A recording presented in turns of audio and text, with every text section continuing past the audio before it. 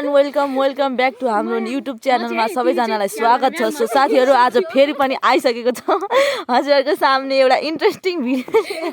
So साथीहरू आज चाहिँ हाम्रो यो कुबिन डेमा एउटा व्यक्तिलाई एकदमै पढ्न मन नलागिरहेको अवस्थामा हामीले यहाँ भेटाएका छौँ।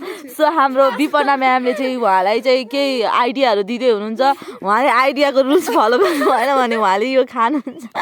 उहाँ चाहिँ कुट्ने मान्छे साथीहरू, अनि उहाँ चाहिँ हेल्प गर्ने। ओ माइक ल एकैछिन है त। ल साथीहरू, ल सबैजना आफ्नो आफ्नो पोजिसनमा। बहिनी तिमी अलि पछाडि जाऊ, तपाईँ अगाडि आउनु। साथी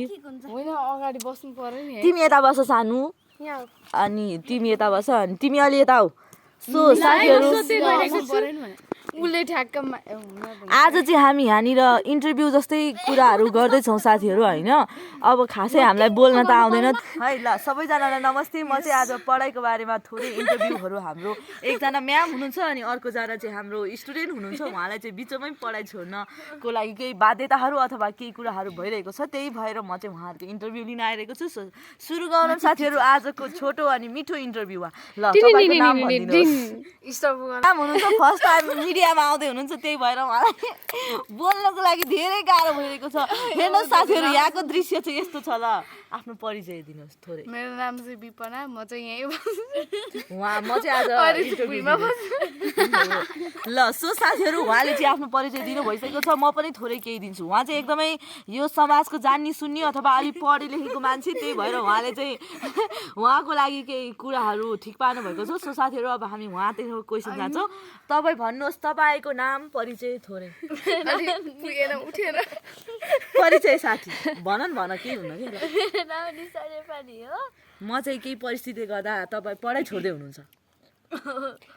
सो होइन, उहाँले चाहिँ आफ्नो बाध्यताले गर्दा पढाइ छोड्दै हुनुहुन्छ साथीहरू। सो अब तपाईँ उहाँलाई चाहिँ के भन्नुहुन्छ? तपाईँ स्कुल जानै पर्छ भन्नुहुन्छ, या अब तिमीलाई जे ठिक लाग्छ त्यही गर भन्नुहुन्छ? स्कुल जानै पर्छ। के लाग्छ भने साथीहरू, अनि तपाईँले चाहिँ आफ्नो घरको परिस्थितिले गर्दाखेरि स्कुल छोड्दै हुनुहुन्छ, या बार फेल भएको कारणले पढ्न मन नलागेर छोड्दै हुनुहुन्छ? होइन, तिमीलाई के घरमा केही आर्थिक अवस्थाहरू मतलब पैसाहरूको कमजोरी भएर हो कि, या तिमीलाई आफ्नै मनले नचाहेर हो कि, के लाग्छ तपाईँलाई? भन्नुहोस् ल। किन चाहिँ तपाईँ स्कुल छोड्दै हुनुहुन्छ? मतलब कसको कारणले? ड्याडी मम्मीको कारणले या आफ्नै कारणले, मतलब घरको कारणले? ल एन्सर दिनुहोस्। माइक पुगेन, सानो आवाज। मतलब तपाईँलाई घरमा काबी कलम किनेहरू पैसा भएन, ड्याडी मम्मीले नजाऊ भन्नुभयो कि म आफै जाँदिनँ, मलाई पढ्न मन छैन भन्ने लाग्यो? के लाग्यो तपाईँलाई? एउटा एन्सर चुज गर्नुपर्ने हुन्छ। आफै नजाने भनेर हो। सो साथीहरू, यस्तो घटनाहरू चाहिँ हाम्रो नेपालमा धेरै बढ्दै गइरहेको छ, किनभने अहिले धेरै स्टुडेन्टहरू यसपालि त झन् धेरैजना फेल भइरहेको छन्। त्यही कारणले होला उहाँको पनि। तपाईँ कतिचोटि फेल हुनुभएको? एउटा क्लासमा 2 चोटि। सो साथीहरू, मात्र 2 चोटि फेल हुनुभएको, यो त धेरै ठुलो कुरा त होइन। तर पनि उहाँलाई किन हो स्कुल जानै मन लाग्दैन, यो कुरामा चाहिँ उहाँले केही बोलिदिनुहुन्छ। सो तपाईँ के भन्नुहुन्छ? स्कुल जानुपर्छ भनेर उहाँको लागि चाहिँ केही सन्देशहरू दिन चाहनुहुन्छ? तपाईँ के भन्नुहुन्छ? स्कुल जानुपर्छ। होइन कि यस्तो नजिक नल्याउ न, तिमी चुप लागे। स्कुल जानुपर्छ किनकि विद्या नै धन हो भन्ने छ। अनि जब हामी स्कुल जाँदैनौँ, हामी चाहिँ अन्धकारतर्फ हिँडिरहेको हुन्छौँ। अनि शिक्षा नै हाम्रो ठुलो कुरा हो, सबैभन्दा महत्त्व नै शिक्षा हो। त्यसैले हामीले शिक्षालाई ध्यान दिनुपर्छ। अनि हामी विद्यालय जानुपर्छ। हामी जति पनि फेल भए तापनि हाम्रो त्यो हामीमा कमजोरीपन हुन्छ, तर हामी चाहिँ विद्यालय जान छोड्नु भएन, जानुपर्छ। त्यही नै भन्न चाहन्छु। सो साथीहरू, उहाँले चाहिँ आफ्नो तर्फबाट केही विचारहरू राख्नु भएको छ। अब म केही भन्न चाहन्छु। तपाईँ चाहिँ स्कुल जानु भएन भने तपाईँको भविष्य चाहिँ एकदमै अन्धकार हुनेछ। तपाईँले अहिलेदेखि नै, तपाईँ कति वर्ष हुनुभयो? 12 वर्षको उमेरमै हेर्नुहोस् साथीहरू, उहाँलाई चाहिँ स्कुल छोड्न बाध्य हुनुभएको छ।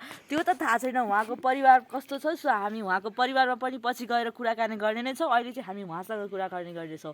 सो तपाईँले चाहिँ आफ्नो स्कुल छोड्नु भयो भने तपाईँको भविष्य चाहिँ एकदमै अन्धकार हुन्छ, किनभने स्कुल अनि आफूले पढ्न जान्नु भएन भने केही पनि हुँदैन। तपाईँले कहीँनिर केही लेखेर राखेको छ, यहाँनिर नजानुहोस् भनेको त्यहाँनिर लेखेको छ भने पनि तपाईँले त्यो पढ्न सक्नु भएन भने तपाईँ गलत बाटो जानुहुन्छ र त्यहाँनिर गलत हुन्छ।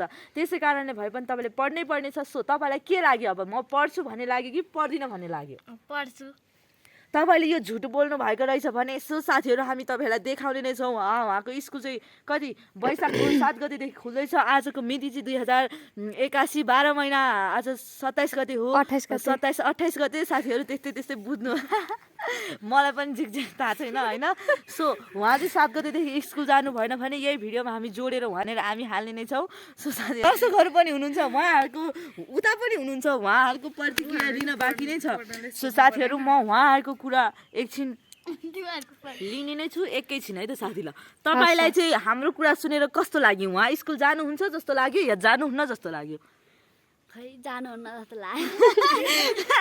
हो, एकजनाको प्रतिक्रिया उहाँको अनुहार अनि फेसको हेरेर रियाक्सन हेरेर जानुहुन्न जस्तो लागिसक्यो भने अब हामी उहाँ बहिनीलाई सोध्न जाँदैछौँ। सो साथी तपाईँलाई कस्तो लाग्यो? उहाँको रियाक्सन हेरेर उहाँ स्कुल जानुहुन्छ जस्तो लाग्यो या अब जानुहुन्न जस्तो लाग्यो? अलि ठुलो सोधे भन्नु हो। सो साथीहरू उहाँले पनि जानुहुन्न नै भन्नुभयो। के हो त कुरा साथीहरू? अब हामी हेर्नेछौँ अर्को बहिनीतिर। सो बहिनी तिमीलाई कस्तो लाग्यो? उहाँ स्कुल जानुहुन्छ जस्तो लाग्यो या जानुहुन्न जस्तो लाग्यो? ला साथीहरू यहाँको दर्शक बिनहरूले सबैजनाले जाँदैन नै भनिसकेका छन्। अब हामी सोध्दैछौँ उहाँलाई। उहाँ चाहिँ हुनुहुन्छ क्यामेराम्यान। सो साथीहरू तपाईँलाई कस्तो लाग्यो? उहाँको रियाक्सन हेरेर तपाईँ उहाँ स्कुल जानुहुन्छ जस्तो लाग्यो या जानुहुन्न जस्तो लाग्यो? जाँदैन जस्तो लाग्यो। सो साथीहरू अब हामी फेरि सोध्दैछौँ उहाँको टिचरलाई नै, तपाईँलाई के लाग्यो? उहाँ जानुहुन्छ सकेसम्म, यति ज्ञान पाइसी। उहाँले चाहिँ सक्दोसम्म उहाँलाई सम्झाउनु नै भएको छ। अब तपाईँ के भन्न चाहनुहुन्छ कि यति नै हो तपाईँको प्रतिक्रिया उहाँलाई दिनको लागि? यति नै हो। यति नै हो। अब तपाईँको टर्न। तपाईँ के हो, फिक्स नै स्कुल जानुहुन्छ या जानुहुन्न नै? जान्छु। तपाईँ साँच्चीकै जानुहुन्छ कि जानु नै हुन्न? साँच्चीकै जान्छु। तपाईँले झुट बोल्नु भएको हो त होइन नि? होइन। ल तपाईँ यहाँ मिडियाको सामुन्ने हुनुहुन्छ है, क्यामेराको अगाडि कहिले पनि झुट बोल्नु हुँदैन साथीहरू। हामीले अहिले नै भनिसकेका छौँ तपाईँलाई। यदि तपाईँ के गरी स्कुल जानु भएन भने त्यो बेला हामी तपाईँको घरमा नै आएर तपाईँको ड्याडी ममलाई राखेर नै हामी एउटा इन्टरभ्यू लिनेछौँ। त्यो इन्टरभ्यूमा तपाईँले अहिले झुटो बोलेको कुराहरू सबै साँचो हुनेछ, किनकि तपाईँले स्कुल जान्छ भन्छु। हस् त, नमस्ते। सो साथीहरू आजको लागि यति नै। हामी अर्को इन्टरभ्यूमा अर्को पढे लेखेको मान्छे लिएर आउने नै छौँ। आजको लागि धन्यवाद।